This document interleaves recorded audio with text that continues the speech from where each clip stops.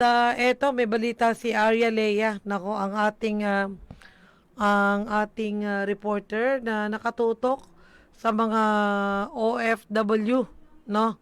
Talagang pinangatawan na po niya yung pagiging OFW beat. Yan.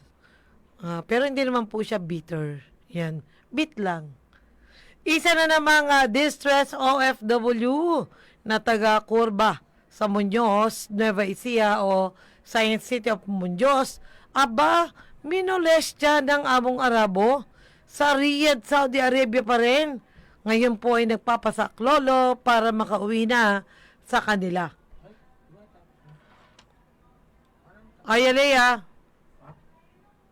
Ayan, magandang tanghali po sa ating mga tagapakinig dito sa radyo nating Gimba at lalong-lalo na po sa mga OFW na nakaabang sa ating Facebook Live streaming ngayong araw.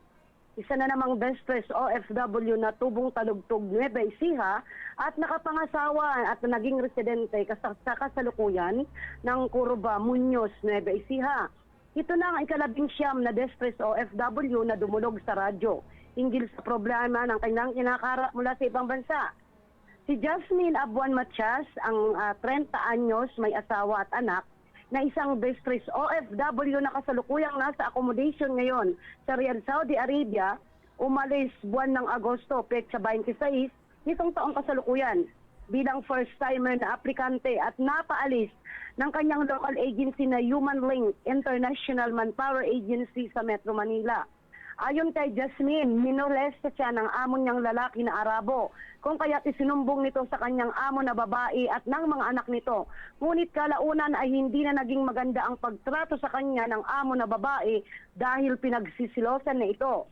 Kung kaya't nagpasauli na lamang ito sa kanilang counterpart agency na Al-Alyat Recruiting Office sa Riyadh, Saudi Arabia. Ngunit mas naging masaklap ang kinahantungan ni Jasmine sa nabanggit na accommodation at nang nasa mahigit 10 niyang kasama dahil ginugutom sila, pinagtatrabaho ng walang bayad at pinapalipat-lipat pa ng accommodation. Hiniling sana ni Jasmine na mailipat na lamang siya sa ibang employer, ngunit sobrang taas umano ng presyo na ipinapatong ng counterpart agency nila sa mga bagong employer na gustong kumuha sa kanila. Samantala kasamang G at kasamang Army sa pagsasaliksik ng inyong lingkod para mahanap nga ang kanyang local na ahensya sa Metro Manila, nakausap natin ngayong araw si Ginang Lina Graciano, ang manager ng Human Link International Manpower Agency ng Gensan Branch sa General Santos City. Sa pakikipag-usap natin ng maayos, tayo ay tinulungan na makausap ang pinaka-manager ng ahensya sa Metro Manila.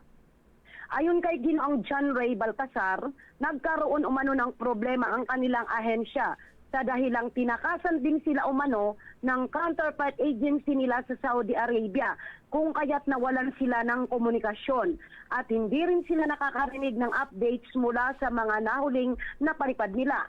Ngunit nangako sa atin na makikipagtulungan agad-agad sila sa oras na maiparating din nila sa Polo o Riyadh, Saudi Arabia ang kalagayan ni Jasmine Abuan Matias. Makauwi na lang sana ang hangad ng asawa ni Jasmine na si Ginoong Marlon Pascua na labis ang pag-aalala sa kanyang asawa nang makausap natin ngayong araw. Kasamang G at kasamang Army, ang Human Link International Manpower Agency ay mayroong iba't ibang opisina sa Gensan at Davao. Ngunit ang nasa Metro Manila na kanilang main office ay kasalukuyang inaayos umano ang bagong pangalan nito at address.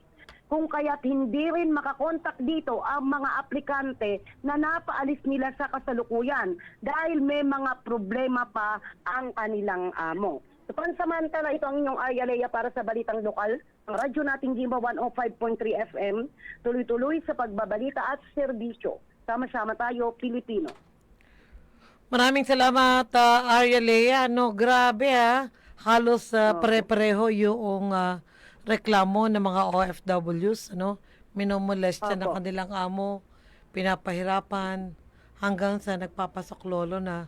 Pati ba naman doon sa accommodation, palipat-lipat pa. So ngayon, anong plano ni gusto na ba niyang umuwi? Itong si Jasmine, gusto na bang umuwi?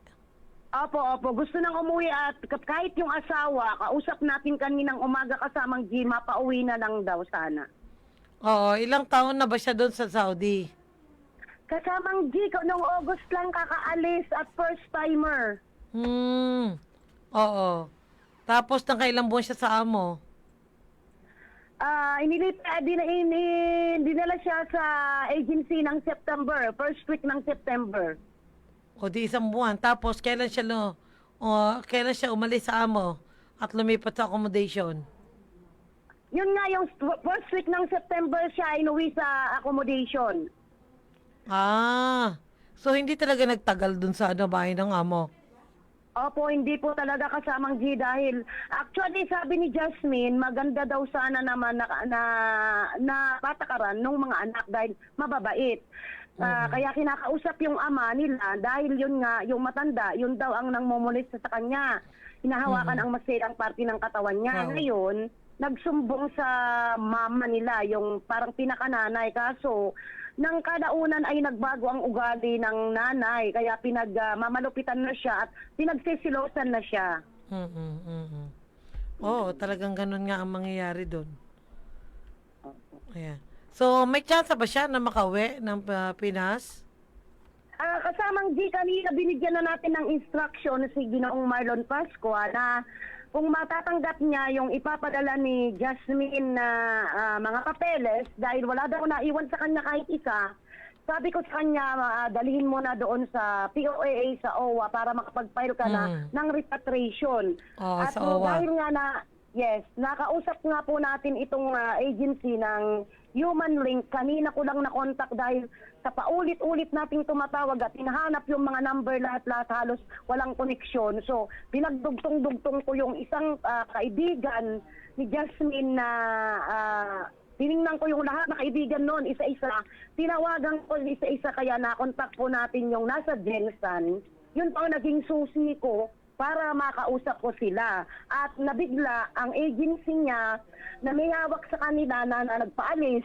Wala daw silang kaalam-alam dahil problema nga din daw nila yung counterpart agency.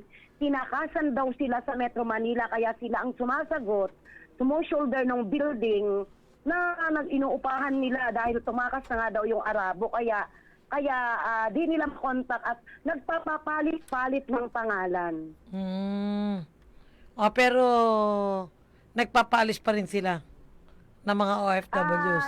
Yes, nagpapaalis pa sila kasamang G. Ngayon, active yung isang account nila. Nagpapaalis pa rin sila ng mga OFW. Tuloy-tuloy. Pero itong pinaka-main nga, itong sa mga babae, mga OFW na household workers, parang ito ang naaantala ngayon dahil nagkakaproblema nga sila. Okay. Sige, maraming salamat, Arialea. Yes po, maraming salamat. Bago po magpaalam sa Arialea, nais po nating bumati ng isang maligayang bati sa kanyang kaarawan kay Ma'am Golden Hair, Grace Baldo San Pedro. Happy Kantahan birthday mo po, raw. Ma'am Grace. Saka si Catherine pala, yung tinutulungan natin. Birthday si din niya. Catherine, birthday ba? Kantahan mo daw.